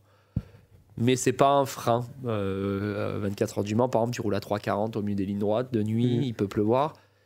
Tu sais qu'il faut pas qu'il y ait une voiture devant toi que tu n'as pas vue, qui s'est arrêtée parce que tu sais que voilà, là, ça peut mal se passer. Mais tu le sais. Donc on se cache pas derrière ça. On sait qu'il y a des dangers. Comme tu l'as dit, je pense que depuis, de toute façon, on est habitué. On est conscient, on l'accepte. Parce que si tu l'acceptes pas, de toute façon, vaut mieux arrêter. Tu seras plus assez performant. Donc, vaut même pas. Dès que tu en arrives là, je pense qu'il faut arrêter. Et ouais, c'est dur à dire, mais c'est sûr qu'il y a des moments où, par exemple, à Rome, cette année, il y a eu un gros crash en Formule I. Il a fait peur celui-là. Ouais. Ça a tapé très fort. Tu étais où, toi, pendant Moi, je suis arrivé 3 voitures après. Il y a qui c'est qui se met en travers? C'est Bird qui se met en travers avec Buemi, D'Acosta. Donc toi, tu passes au milieu de tout ça? Et moi, en fait, je suis arrivé. Donc, ce qui m'a un petit peu sauvé, c'est qu'il y a le drapeau jaune qui s'allume juste avant ce virage rapide. C'est un virage où on passe presque à fond, où il y a des plaques d'égout et qui est en banking. Donc, c'est hyper facile de perdre la voiture. Ce qui s'est passé, en fait, pour Bird qui a perdu la voiture et qui a créé après tout le carnage. Et en fait, moi, quand je suis arrivé, je me retrouve avec une voiture en face et là tu as 2 dixièmes de seconde pour dire droite-gauche. Ouais, il faut que tu choisisses ton côté. Mais... Oui. Donc là on arrive, là il est à 2,40, 2,50 je pense. Donc là ça tape, bon lui ça tape très fort et nous en fait t'arrives derrière. Il faut juste esquiver. Mortara lui par exemple il a pas fait droite-gauche, il a fait milieu, mais c'est tellement en fait compliqué que... Moi j'ai je suis arrivé, je m'attendais à ce qu'il y ait eu un crash, parce que quand il y a eu drapeau jaune dans ce virage là, généralement c'est pas bon signe.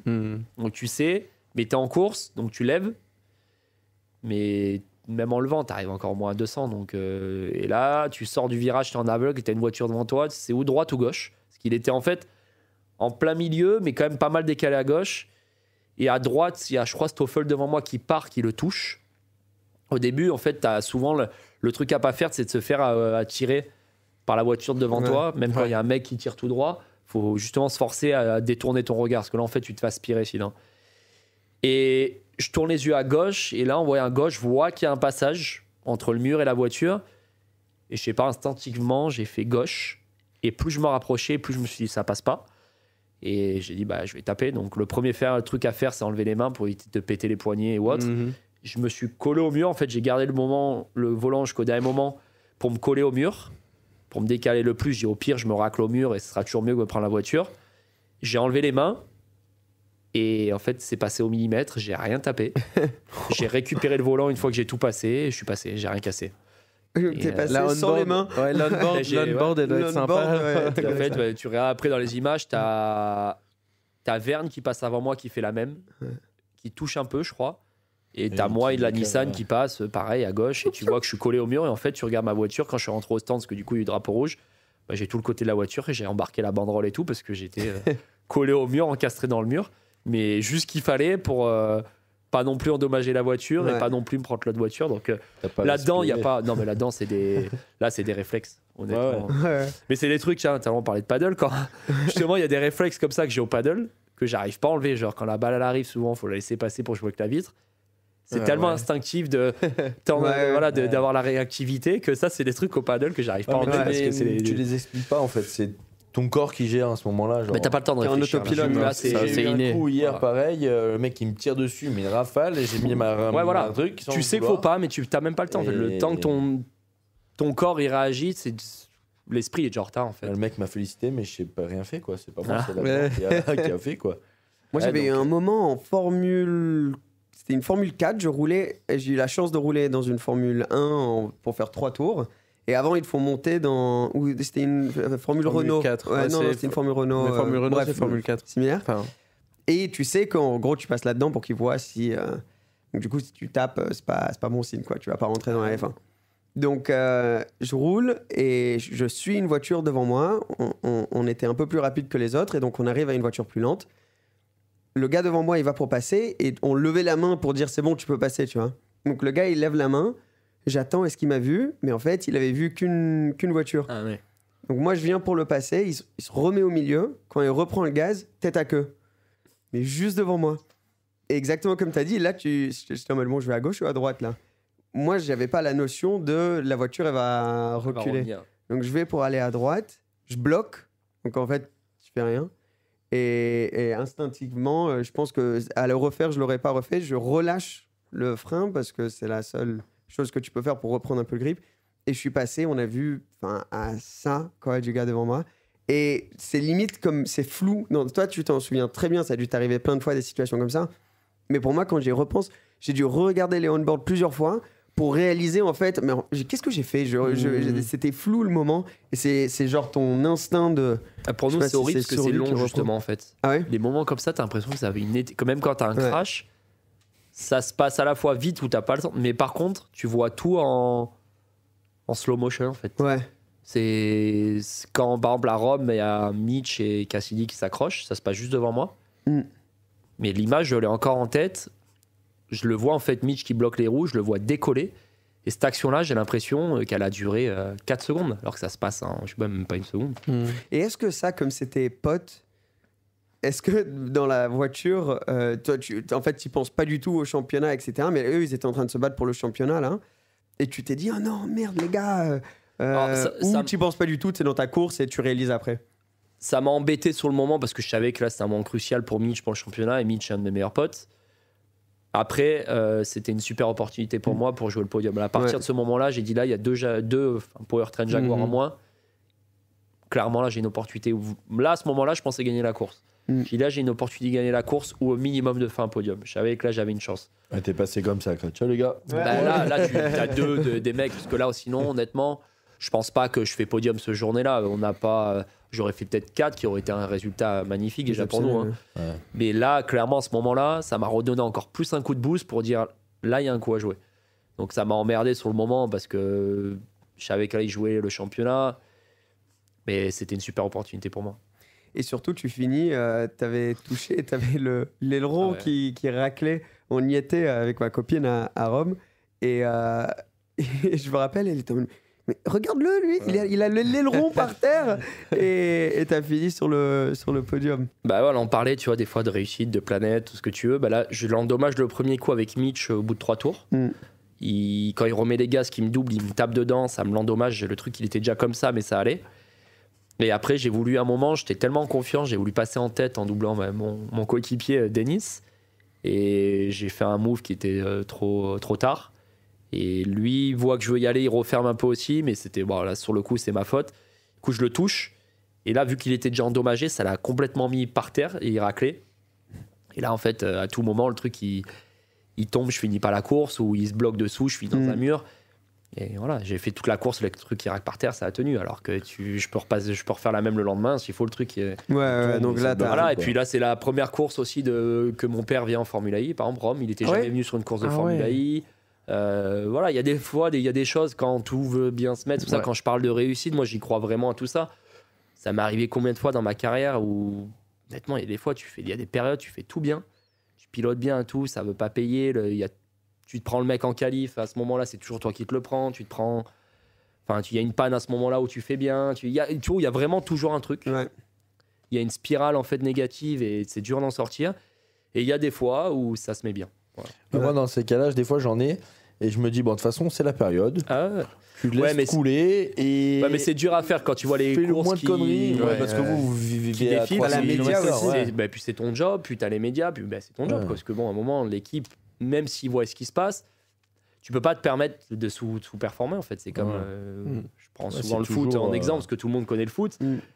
Quand t'entends des fois, t'as Messi, qu'au bout de 4 matchs, il est critiqué parce qu'il a pas mis un but, ou Neymar, ou qui tu veux, ou même Mbappé. Ça montre comme c'est cruel et où t'as pas le temps. En fait. Ouais, De toute façon, tous les sports haut niveau, c'est Pas cruel. le temps, Quoi. mais Les tu mecs, sais, quoi, ils voilà, sont- c'est non, comme ça. c'est vrai. Et c'est là où tu vois à quel point c'est impressionnant les légendes de chaque sport. C'est à quel point ils peuvent être à un niveau exceptionnel Ouais. sur une longue durée de temps. Ouais. Quand tu regardes un Nadal, un Federer, un Djokovic, Ouais.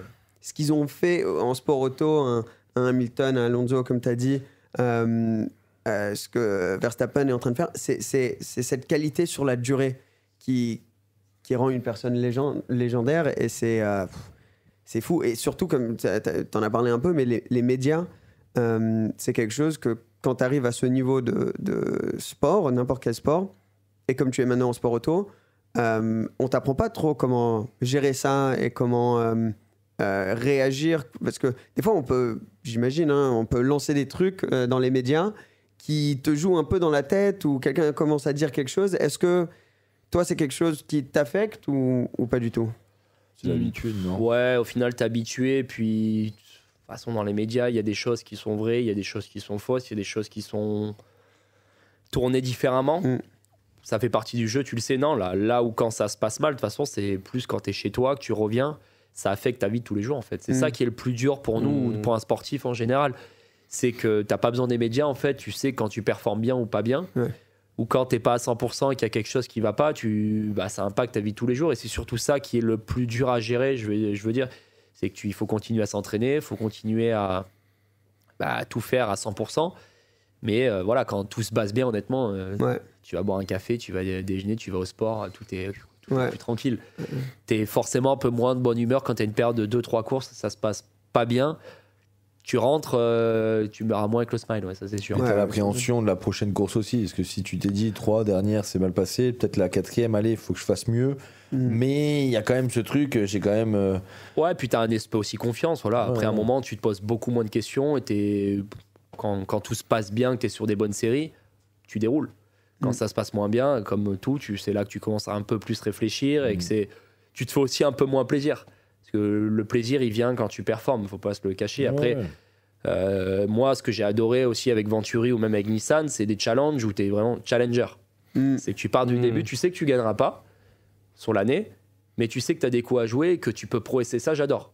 Et ça, j'ai aucun problème de le faire et c'est deux trucs différents. Mais par contre, quand vraiment il n'y a rien qui se passe comme tu veux, là c'est chiant. C'est même pas que le résultat en fait, c'est que vraiment quand tu as vraiment toujours un grain qui se met, des trucs qui sont hors de contrôle en fait, c'est ça vraiment le plus frustrant. C'est ça qui est. Après le reste, tu le sais que tu vas pas gagner tout le temps sur ton Formula I.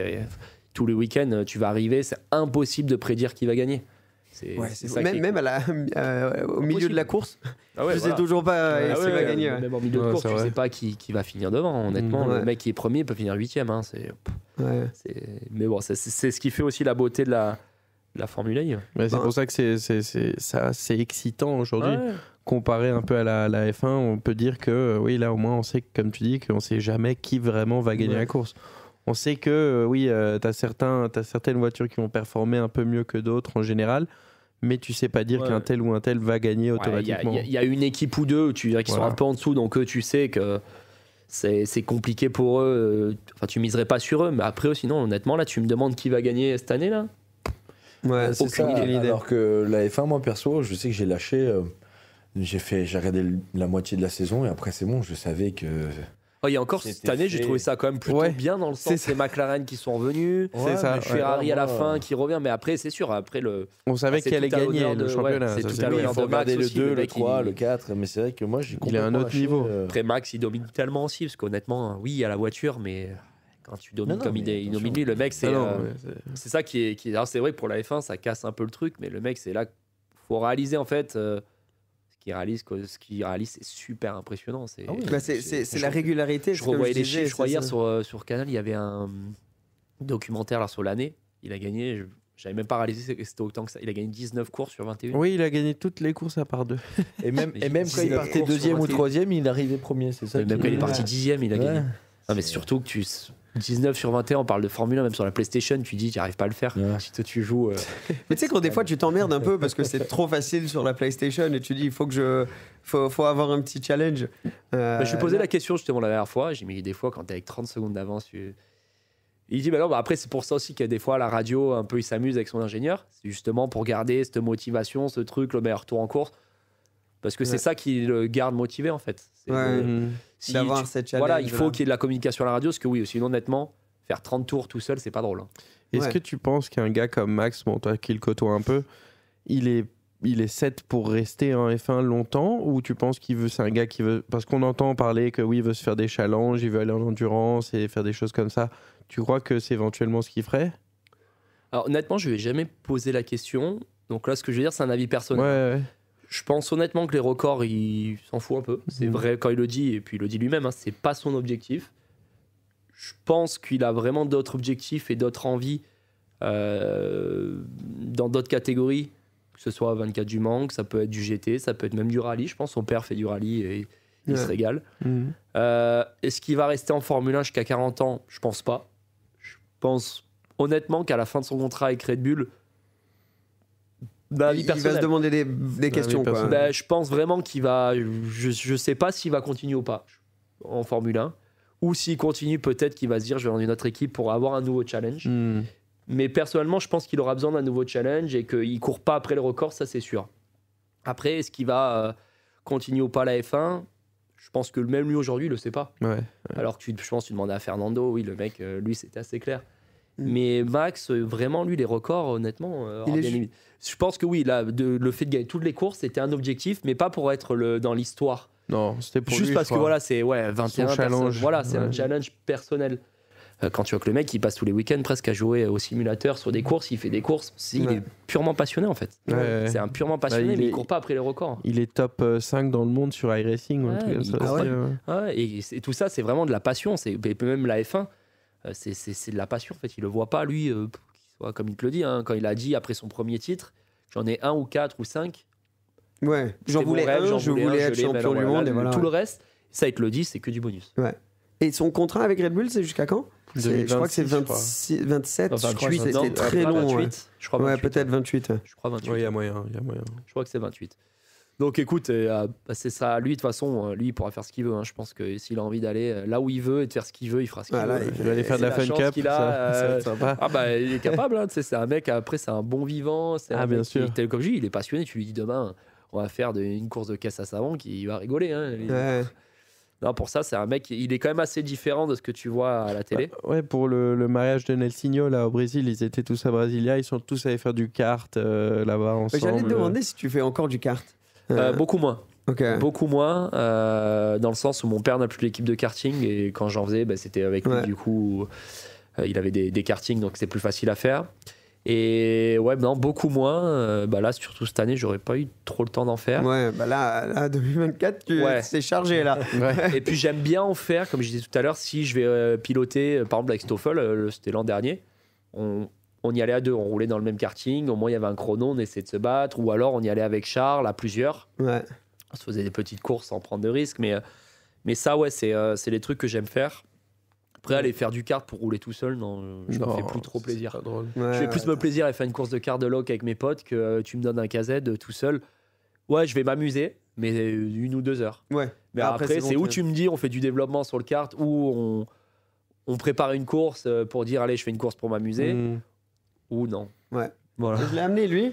C'était assez rigolo à regarder. Il avait les avant-bras. Lui, déjà, le pauvre, grand et baraque comme il est. C'est simple, il m'a offert pour mon anniversaire le kart électrique. Donc on a fait tu les as vus, eux, Ouais. Donc ça marche du tonnerre, c'est un truc.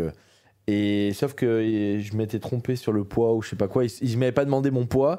J'ai frotté tout le long du circuit. J'étais à chaque virage, je disais mais c'est un problème, je suis trop lourd. Ils ont adapté le truc et après, mais c'est vrai que il m'a dit part avec l'électrique, t'as 10 tours.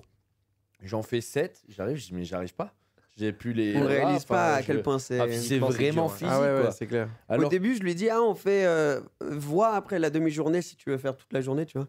Et t'étais en mode, Ouais, je vais on la monte faire, jusqu'à quoi. là-bas, on va la faire. Et il sort au bout de 7 tours, il fait, putain, je sais pas si je c'est vais. vraiment physique. Ouais. Moi, j'ai pas les épaules pour être pilote. C'est comment une FE à ce niveau-là? Parce qu'on C'est entend dur. parler que Ouais, bah, ça la doit être aussi dur. Ouais. Formule 2, il n'y a pas d'assistance, c'est ça? Non, nous non plus. Ah ouais, il n'y a pas. Ok, donc c'est vraiment physique. Ah, c'est plus dur qu'une Formule 2, encore on n'a pas de direction assistée. Oh. Et ouais, non, Tu dois honnêtement, avoir des avant-bras. bah, en fait, en plus, c'est ça qui est dur aussi dans ce sport, c'est que tu as beau t'entraîner ce que tu veux à côté, Ça fait ça toujours remplace mal. pas une fois que tu es dans la voiture. Hmm. En fait, plus tu fais des courses, plus tu fais de roulage, plus ton corps s'habitue et tu travailles des muscles que tu peux pas travailler autrement. Et plus en fait ton corps s'habitue et tu es à l'aise physiquement. Mais au début de l'année, tu souffres parce que pourtant c'est tout s'entraîner. Mais Ah, parce que vous faites des T'es pas- exercices avec le ouais, volant. tu fais plein de trucs, tu essaies de reproduire. Mais il y a un moment, tu es obligé de t'entraîner pour le faire. Mais début d'année, c'est dur. Bah, tu regardes en Formule 1, hein. Ils s'entraînent beaucoup en début d'année. Après, pendant l'année, ils s'entraînent pratiquement plus. Hmm. Parce que en fait ils font tellement de courses que c'est plus de la récupération. Donc Ouais. en fait quand tu fais des essais, que tu roules dans la voiture, c'est là que tu te muscles aussi le coup. Ouais. T'as beau muscler ce que tu veux, tu vas arriver à la première course, t'as le coup qui va tirer, et au bout de 2-3 courses tu vas être nickel. Ouais. Garmax c'est le bon exemple, c'est pas lui le plus baraque, le plus costaud de tous. Ouais. Bon, il y a Et quand rien même que le un fait de coup, faire des enchaînements. Ouais, mais le coup, il le fait un petit Ouais, peu en ça dehors, va mais encore, pas. Mais il le fait surtout, en fait, à force de rouler, ton coup, en fait, ton corps s'habitue. Et nous, la Formule 1, ouais, le volant, il est hyper dur. Max, il y avait une histoire, j'avais vu, je crois que c'était Christian Horner qui avait parlé de ça, au Qatar, quand il gagne son championnat, du coup le samedi, qui sort, qui fait genre quelques gintos le soir, et le lendemain il vient, il gagne la course, et c'était la course où tout le monde était KO à la fin, ouais. et que lui, ça avait l'air d'aller, et tu te dis, en plus, le soir avant, il s'est fait son kiff, c'est quand même pas mal. Ouais, je connais pas l'histoire, mais c'est vrai, quand tu le regardes, c'est un des mecs qui, physiquement, qui est le moins marqué. Ouais, c'est ça. Après, je pense que parce qu'il est aussi aujourd'hui, quand on parlait tout à l'heure d'être dans une bonne phase, une bonne période, d'être décontracté, d'être confiant, t'es forcément crispé, t'es moins fatigué mentalement parce que tu te poses moins de questions surtout. Tu passes moins de temps peut-être sur des trucs que le mec il a passé la soirée à essayer d'améliorer. Lui, il fait ce qu'il y a à faire pour être performant et voilà. Et Ouais. du coup, je pense que tout ça joue aussi. Hein. Là, moi, cette année, par exemple, avec Nissan, il y avait plein de choses qu'on devait faire. On devait peut-être bosser le double que certains pilotes faisaient Ouais, pas. ouais. Hmm. Parce que eux, c'est des équipes qui sont déjà en place, tout ça. Et à un moment, ça joue, que ce soit pour l'équipe et même pour nous. Hein. Tu fais 2 fois plus de travail. Donc, à un moment, tu arrives sur les courses un peu plus fatigué ou pendant les préparations simulateurs, tu es plus fatigué. Et quand tout ça s'enchaîne, à un moment, c'est de la performance. Ouais. Jusqu'au temps où tu as ton rythme de croisière. Et c'est ce qui s'est passé cette année avec Nissan sur la deuxième partie de saison. À un moment, on commençait toutes les courses à être dans le match. On était plus serein quand on faisait nos préparations, nos briefings de course. Moi, je connaissais par cœur mes systèmes. Et de suite, ça joue. T'es beaucoup plus frais, t'es plus confiant. Et de suite, ça se passe beaucoup mieux. Ouais, t'es dedans. Ouais. Une fois que t'as la confiance qui vient, le reste, ça vient avec. Alors, je crois qu'on a quelque chose qu'on va te demander. C'est de signer Ouais. un de nos porte-clés parce que les personnes qui achètent un t-shirt, une casquette ou quoi sur notre site ont la chance de gagner Merci. un porte-clés signé de... Putain, mais vous avez mis le paquet, les gars. T'as vu un peu? Et ouais, t'as vu? T'aimes bien les porte-clés? Regarde, porte-clés. Ouais, on a mis le paquet. Donc, je crois qu'on... Est-ce qu'on a un stylo? On va te demander de le signer. Et une personne qui sera sur Propulsion Shop, qui achètera quelque chose sur Propulsion Shop, aura l'opportunité d'avoir on a ce l'expérience qui porte-clés a signé. parlé là. L'expérience de la signature. Oh, c'est pas son premier rodéo. Avec le petit hashtag et tout. Hein. Ouh là. Ouais. Mon surnom, c'est NN. Tant qu'à faire, je te l'ai mis. Ouais, ah, t'es au top. Enfin, ça, c'est mon surnom Merci. des mecs de la FE, ça. Ah ouais? Très stylé, ouais. C'est Très, très ouais. stylé. C'est quoi ton surnom? Norman Nat, Norm. NN, il m'appelle. Non, j'ai pas. Non, mon surnom en enfance, c'était Nono. Nono. Ma, Ouais, c'est ma- mignon. ma- ma mère, surtout, qui m'appelait Ouais, comme Nono, ça. Et c'est après, pas c'est resté. Et là, non, avec mes potes de Formule 1, ça, c'est NN. NN. Facile, ils sont pas foulés, hein, les mecs. Hein. Tu sais quoi, NN, on est tous derrière toi pour cette saison. Ouais. Bah écoute, merci. Il Merci y a beaucoup. ça qui va être dispo sur le site. Qu'est-ce qu'on peut te souhaiter pour cette saison? La santé, je pense que c'est le plus important ouais. pour tout le monde déjà. On va commencer par là. Des victoires. Et puis se faire plaisir. Ouais, Je pense que c'est un Écoute. bon top 3, ça. t'as bien raison. C'est bien. T'as bien raison.